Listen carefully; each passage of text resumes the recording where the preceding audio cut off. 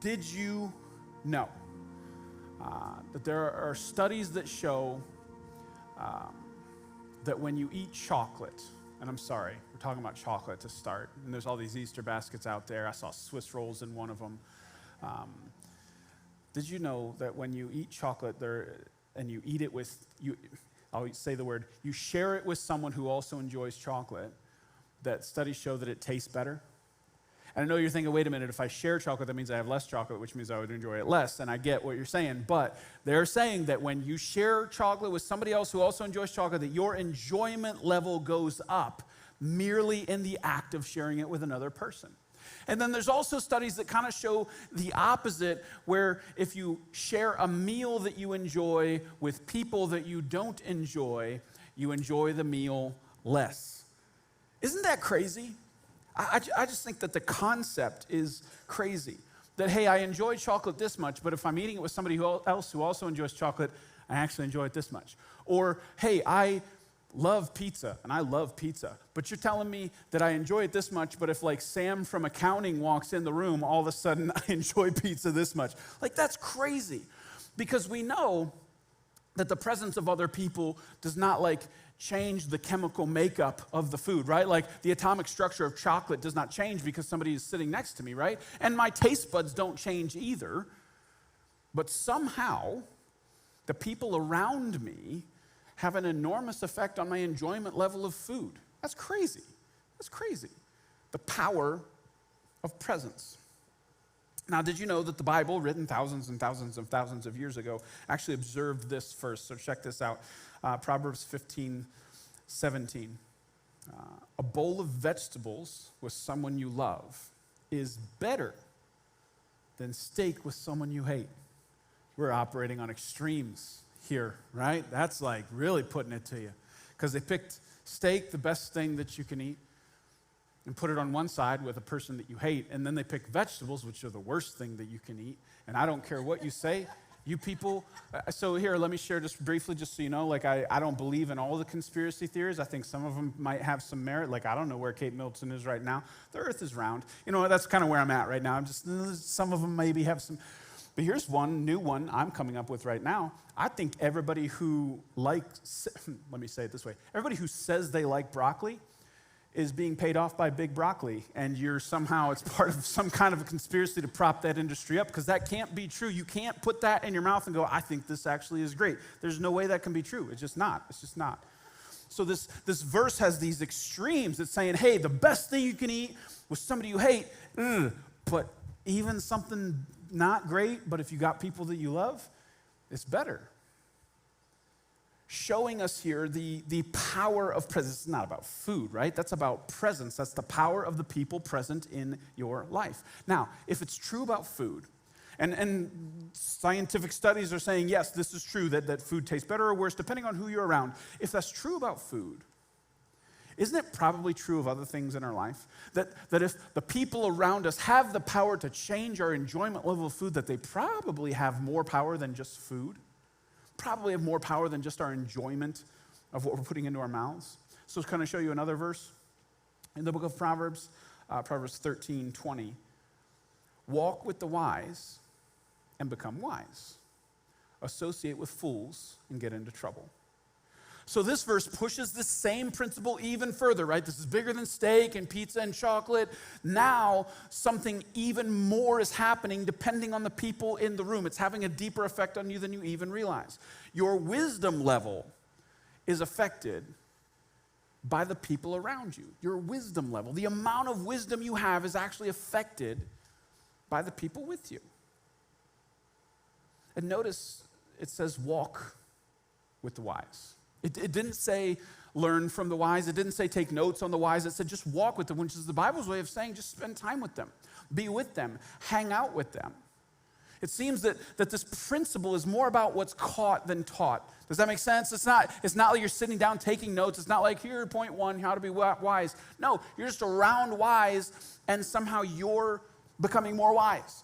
I don't want to overstate it, but it almost sounds like you're absorbing it in some way, just being in the presence of someone who's wise. Really interesting. Really interesting. So, for some reason the other day, I was scrolling mindlessly, wasting my life. I think I was on Instagram or Facebook. I don't remember. It's pointless, right? And the algorithm decided that it wanted to show me this one ad over and over and over again. And now once I say the words, your phone's going to show you too, so look forward to this. It was showing me ads for something called a grounding sheet. A grounding sheet. Now that I'm saying that, again, I want to know more about a grounding sheet. Now your phone's going to tell you all about it. So it's a sheet, like a bed sheet, like a fitted bed sheet that you plug into the wall and it like grounds it, like electrical grounding, like it grounds it. Now, if you have one and you know all about it and you're like, that's not what it does, I don't care. I didn't read it. I'll tell you, I got a little skeptical because they started listing, and again, if it works, come tell me because I want to buy one. It gave a list of health benefits that was like you had to scroll to see how many benefits this thing gave you. They didn't promise but implied that you may or may not wake up with superpowers. Like legit, we might fly. We don't know. We don't want to count it out, but it was legit. It was crazy how much they were promising. But the thing that caught my eye, and like I said, I didn't read up on it, but what caught my eye was their little catchphrase, and whoever wrote this deserves a raise. It was brilliant. The phrase was, the laziest way to improve your health. Isn't that good? I'm like, that's brilliant. You definitely get promoted for that one. Because their argument is, hey, you're going to sleep, right? You're going to do that anyways. Hey, you were going to have a sheet on your bed. Hopefully, if you're not gross, you're going to have a sheet on your bed. You should buy this one, plug it into the wall, and do nothing, and your health gets better. That's amazing. What a concept. Again, if you have one and it works, I would like to understand how. The laziest way to improve your health. So we're in a series right now where we're talking about joy. And we have a couple of premises. So the first premise is that you want joy in your life. You might call it happy, but you want joy. And then the second premise is maybe a little more surprising, that Jesus wants your joy. That we actually looked at some verses where Jesus is talking about wanting you to have joy. Not just a little bit of joy, not a sprinkle of joy, not even an adequate amount of joy. That Jesus wants you to have joy overflowing in your life. And what we've been exploring here is if you want joy and Jesus wants your joy, why don't you have it? Why don't you have it? So that's the thing we've been looking at here the past couple of weeks. So today, the title of my sermon is The Laziest Way to Improve Your Joy. The laziest way. Now, I'm not promising X-ray vision, but it's really a powerful principle here. So let me show you some crazy verses in 2 Corinthians chapter 7, verses 5 and 6. This is the Apostle Paul writing this, and here's what he says. He's describing their situation. There was no rest for us. We faced conflicts from every direction, battles on the outside, fear on the inside, but God, who encourages those who are discouraged, encouraged us by, hold up. So I just want to first, before we get into that part, I want to look at all the stuff that's happening with Paul here. First, he says, there's no rest for us.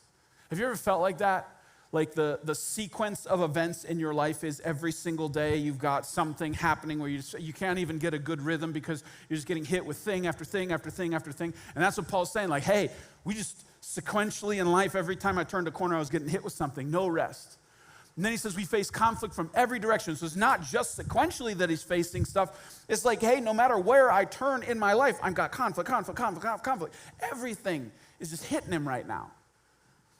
He says battles on the outside and fear on the inside, and that's crazy. This is the Apostle Paul. This is the greatest Christian to ever live, being really transparent, saying, hey, this season of life got to me. I got to the point where I was messed up on the inside. I had fear on the inside because of all this stuff going on.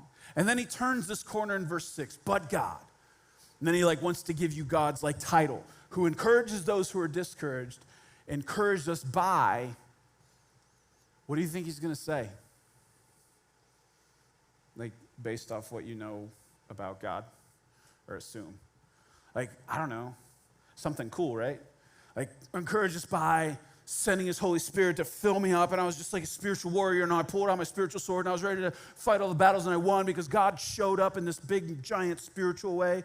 Or maybe God encouraged us by fighting all our battles and winning all the conflict and solving all the problems, and he gave us rest and all this. Maybe God did some stuff in real life. something big, right? Something spectacular, something crazy, something spiritual. That's what I would assume, anyways. But here's what it actually says. Encourage us by the arrival of Titus. His presence was a joy. What? What did he do? Just good old Titus showed up. Just the arrival of Titus. Just the guy named Titus walking in going, "What's up, Paul?" And that was it. That was all he needed. Like that's what it says, right? His presence was a joy. This is not some big spiritual thing, right? I thought God worked in mysterious ways. This is not mysterious. This is very straightforward. Paul was hurting. Paul was discouraged. Paul was afraid. God sent a friend. A joyful friend who brought joy with him. So simple. And look at Paul's reaction to this. Titus's presence was a joy. Titus did not walk in and go, "I have prepared a sermon series on joy. I'm going to now teach you, Paul, how to be joyful." He didn't do that. He just showed up, and it was as if he was like a courier of joy. Like he brought in some bags, like, "Paul's, what you got there?" And he's like, "Here's some joy, and here's some joy." And Paul's like, "You, for me? Like, that's amazing." Just came with him. His mere presence brought joy. So let's back up real quick, and let's look at that wisdom verse one more time. Proverbs 13:20. "Walk with the wise and become wise. Associate with fools and get into trouble." Now, if you ever read Proverbs, there's a ton on wisdom and foolishness. It's like one of the main themes of the book of Proverbs. So when you read a verse like this, you might get hung up on the wise part and the fool part and really want to dig into that. But what if that's not like the main point of this verse? What if the point of this verse is more the mechanism by which these things happen than the details of what's happening? It's more about the how than the what, if that makes sense. As in, you could drop the wise and the foolish part out and replace it with other things, and it still works because it's more about the mechanics of the verse than it is about the details. So, for example, like it's the walking that's important. So yes, walk with the wise and become wise. What if we switched it and said, walk with the bitter and become bitter? Would you testify and be like, "Oh yeah, no, that's..." You ever had that? You ever like start work at a place and you were good and you kind of liked it, and then you fell in with a certain group of people and they hated it, and then all of a sudden you started to hate it and you started to hate everything about everything just because of the people you were around? Walk with the bitter and become bitter. And maybe it would work in a positive way too, like walk with the patient and become patient. It would take a little longer, but it would work. Walk with the anxious and become anxious. You ever had that happen? Where you were good and then somebody else wasn't good and they were anxious, and all of a sudden you're like, "Wait a minute, you're anxious? Now I'm feeling like I'm anxious that I'm not anxious, and now maybe I'm anxious." You start to do the whole thing just by being around it. What about like walk with the disciplined and become disciplined? That's a happy one. You ever be around some people who just kind of have it together and have their life structured, and all of a sudden you kind of feel like, need to get my crap together. You start to put some structure there. What about this one? Walk with the Browns fan and become a Browns fan. I know. The principle still plays out, Jonathan. We're still trying. I do think it holds true. The idea is whatever you walk with, you become. Whatever you walk with, you become. And we see this principle play out in all different kinds of places. So there's a bunch of different studies. Did you know that if a friend gains a bunch of weight, you're 57% more likely to gain weight? It's your friend's fault, obviously. Did you know that if a close friend gets divorced, you're 75% more likely to get divorced? 75%. Now, it works in the positive, too. If your spouse starts exercising, you're 75% more likely to start exercising, so just convince your spouse to start, and you're going to up your odds. And then parents, listen to this one. This one shocked me a little bit. They did a study on variables that would cause the kids' grades to go up or down, and they kind of came to this conclusion that students just tend to get similar grades to their friend group. They're like tutors, IQ, it's just their friend group. That's probably about around the range that they're going to be in. Wow. Whatever you walk with, you become. That mechanism just keeps playing out over and over and over again. So walk with the wise, yes, and become wise. How about this one? Walk with the joyful and become joyful. Could it be so simple? You just buy this sheet and your health gets better, right? Like, is it really you're telling me that if I just walk with the joyful I could become joyful? Like I just need to be around joyful people? I just need to spend time with joyful people? What if your joy level is greatly affected by the joy level of the people you spend the most time with? What if that's true? And what if the way it works is crazy surprising because, again, it's just the power of presence. It's kind of a passive thing. You're not actively doing anything. You're not going to be taking a bunch of notes on joy. You're not going to be studying their life. It's just, hey, just be around them. That's the effect that the people around you have, the power of their presence in your life. It's true to the point that it's annoying, that it's good and it's bad, that whatever you're around is going to start to shape you a little bit. Whatever you walk with, you become, both negative and positive. So joy, in this case, is contagious. It's contagious. So if you are on a journey where you would like to improve your joy, maybe you're not pleased with your current joy level in your life, one of the things you need to do is evaluate who you're around. I know that's maybe a little harsh, maybe it almost feels too easy, too simple. But if it's true that whatever you walk with, you become, then you got to look at this. Because their joy level affects your joy level. It either brings it up or down, right? The people you're around are either going to bring you up or they're going to bring you down. Whatever you walk with, you become. So my question for you to think about is like, who am I walking with? What am I walking with? Maybe do a little evaluation of your relationship. So let's do this, we'll call it the Jesus way. Who are the 3 people that are closest to you in your life? And then let's expand out from there. Who are the 12 people that are closest to you in your life? You know how Jesus did that? Jesus had 3 people who were his like inner circle, inner core, and then he had 12 who he was real close with too, but they weren't quite as close as the 3. So the 12, take it to whichever one you want, 3, 12 people. Evaluate somewhere in that range those people who you spend the most time with. What's their joy level? What are they like? How many negative Nancys are there? How many Debbie Downers? How many complaining Carls? How many pessimistic Petes? How many Eeyores? How many glasses half empties? How many glasses full, but it was the wrong drink? John Maxwell would say you have elevator people and basement people in your life. You have people who bring you up, people who bring you down. How many people in your close circle do you have that are basement people, that are pulling you down? You know, come on, think about this. Every time they text, every time they call, it's something wrong, something complaining, they need something, they want to tell you something, they want to gossip to you, they want to do something. And every time you get off the phone or every time you text or every time you see them, you come away a little shorter. You come away being brought down. They don't celebrate wins. They don't talk about anything good. They just pull you down. How many people do you have like that? Basement people. You might have a couple, right? All right. You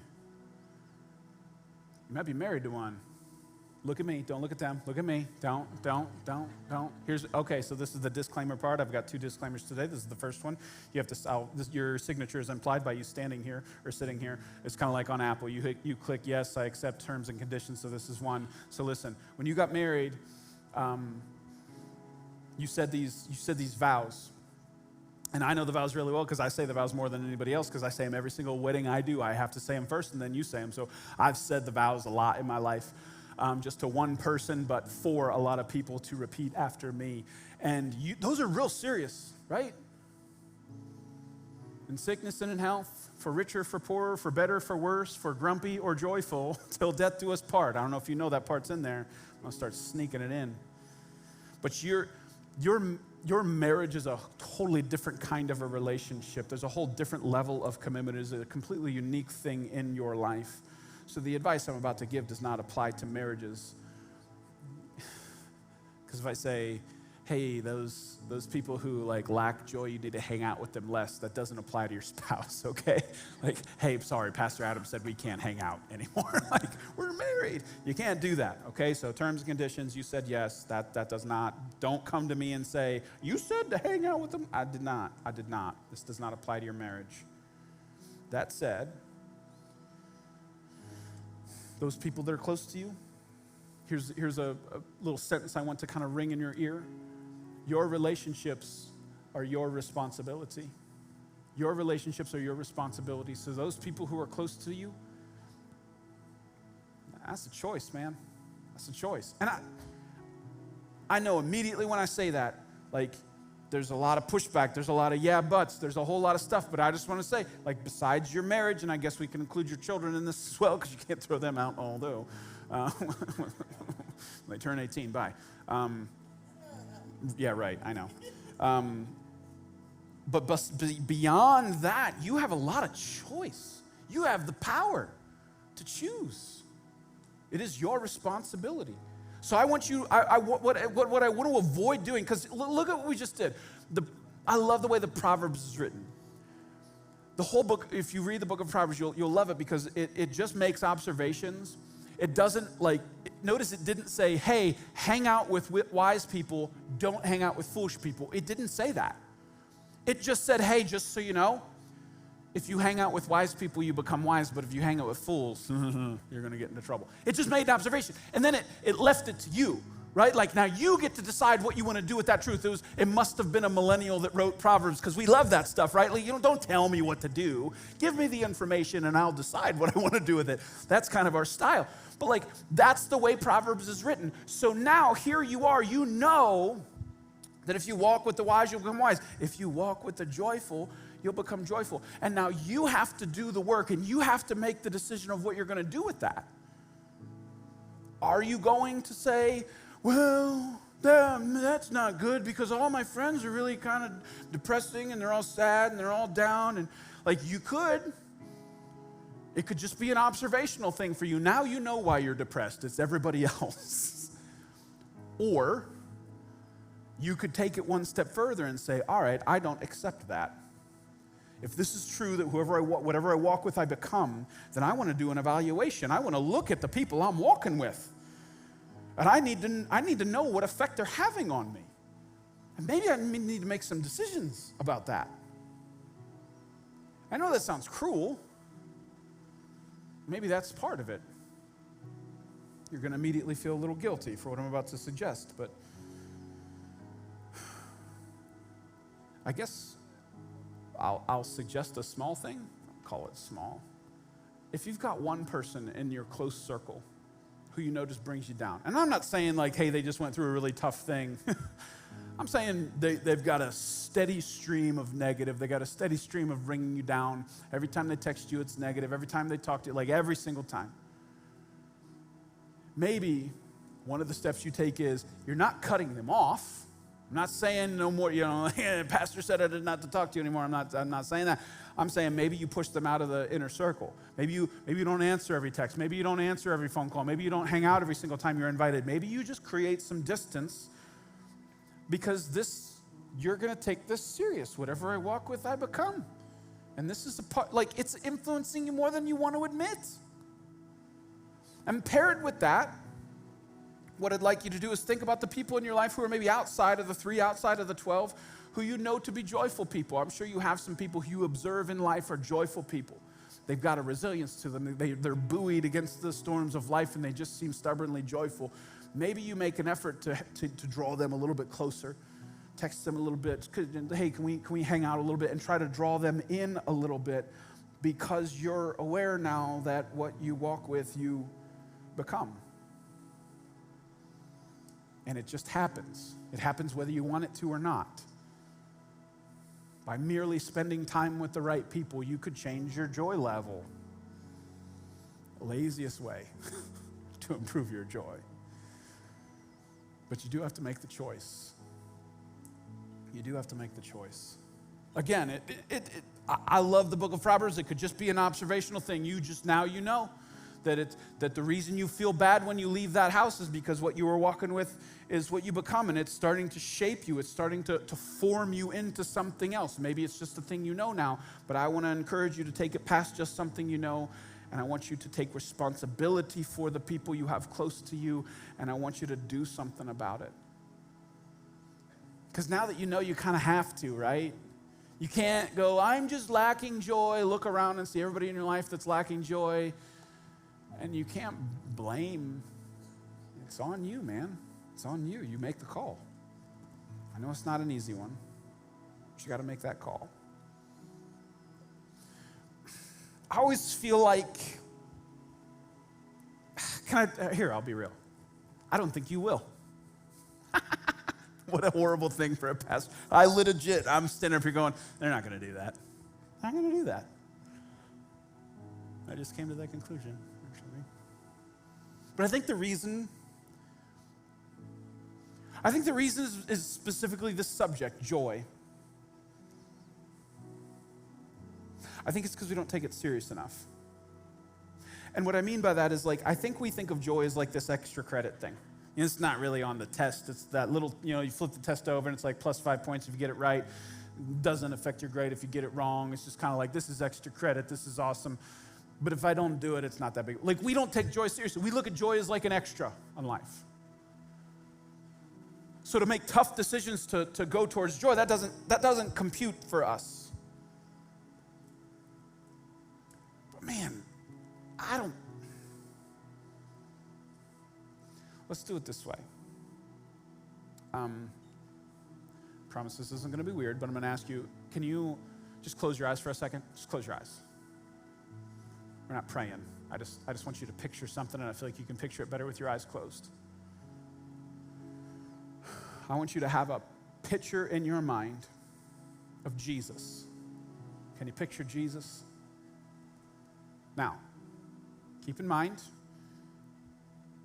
he was outside a lot and he was in the Middle East. So if you're picturing somebody blonde-haired and blue-eyed, get that out of your head. That's not him. It's somebody else.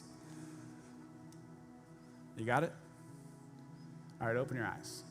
I have a really important question about what you pictured. Really important question. Was he smiling? Now, I'm not going to make you raise your hand. Few of you will say yes to that. Almost everybody else will say no. Why? You ever thought about why? Why is it that the picture you came up with in your head of Jesus was a solemn one? Is it because of the picture on your grandma's wall? You know, that judgmental Jesus picture? That's the one you pictured, isn't it? This hair that kind of glows, and he's got a very stern face. He's got a Roman nose for some reason. It doesn't make any sense. Is that why? Or is it those older movies that he's just very serious and kind of angry all the time?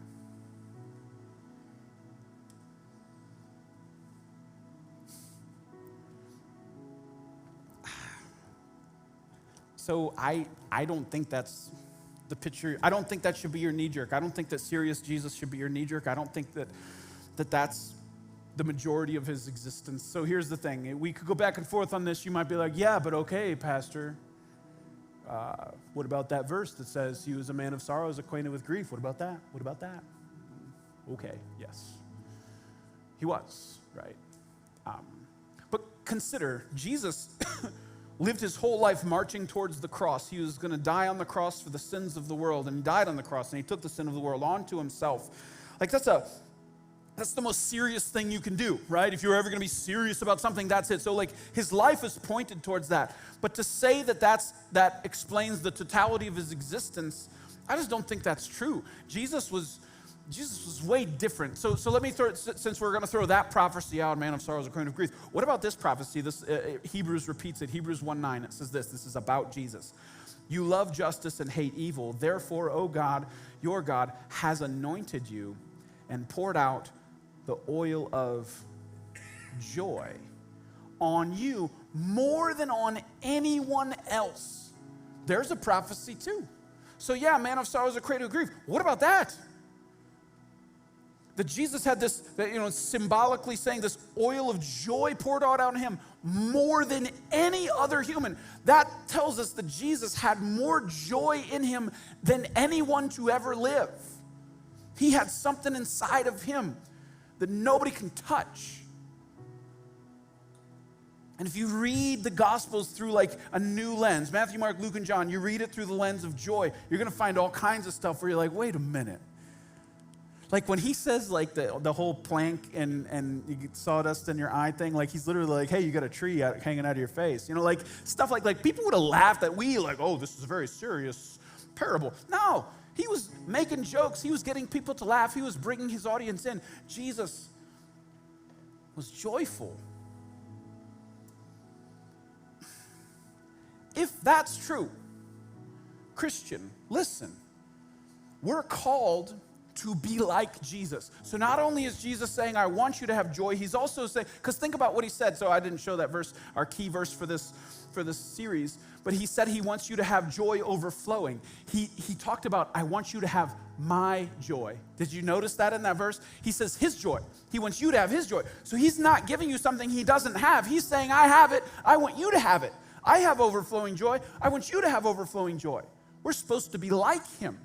Why, Christian, do we not take that as seriously as other things?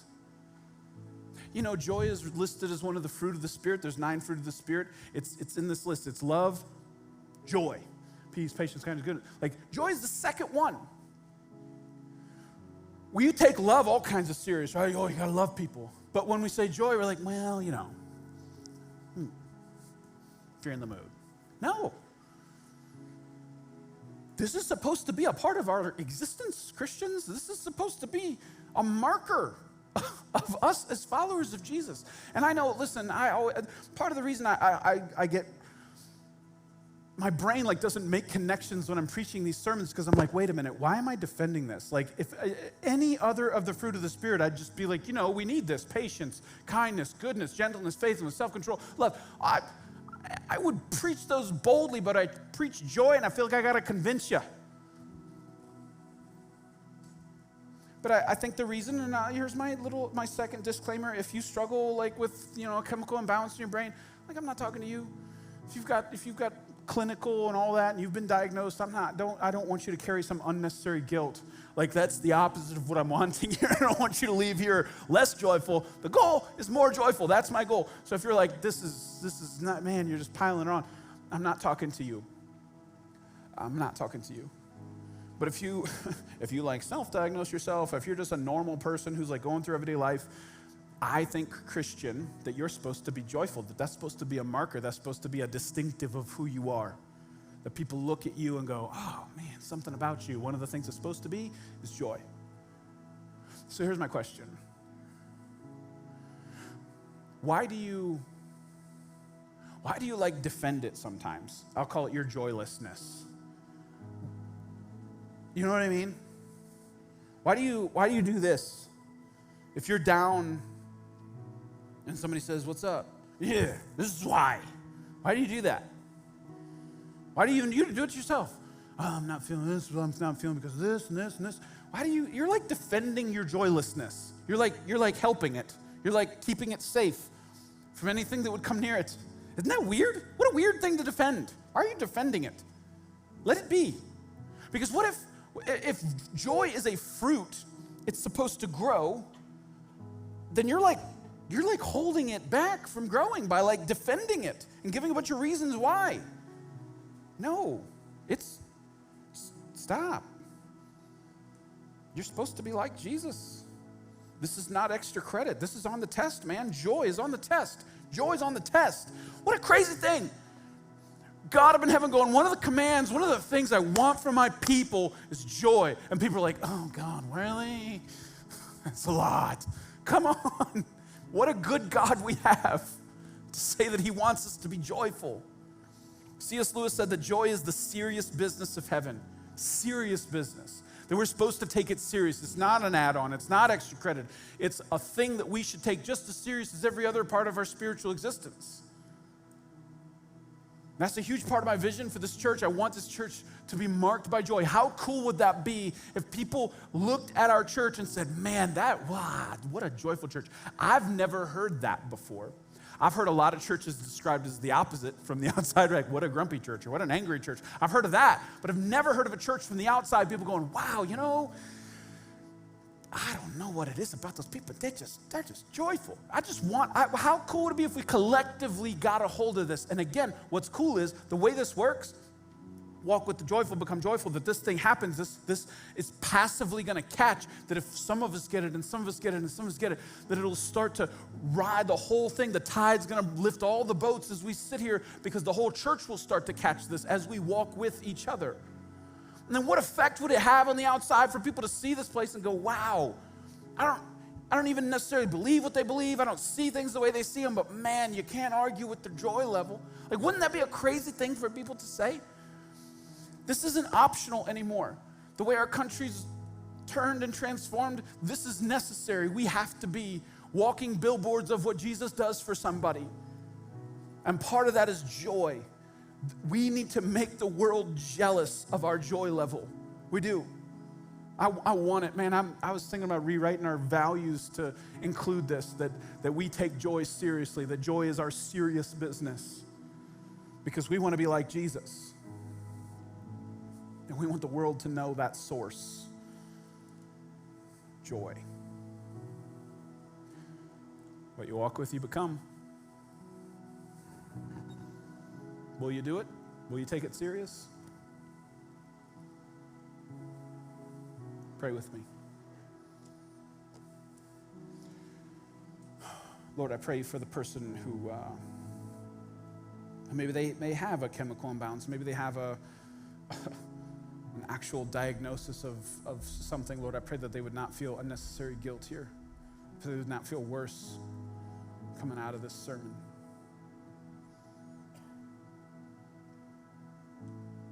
Lord, I pray for the person who doesn't have that, who's looking around their circle going, uh-oh, part of the reason I don't have joy is because my people don't have joy. Lord, and I pray that you give them the wisdom to know what to do with that. Lord, and I pray for this church. Oh, Lord, wouldn't it be awesome to have a church full of joyful people, just overflowing, spilling out all over the community. I pray for that, Lord. I pray that we'd see that become true. Joy overflowing in you. Your joy. Your joy. In Jesus' name I pray. Amen.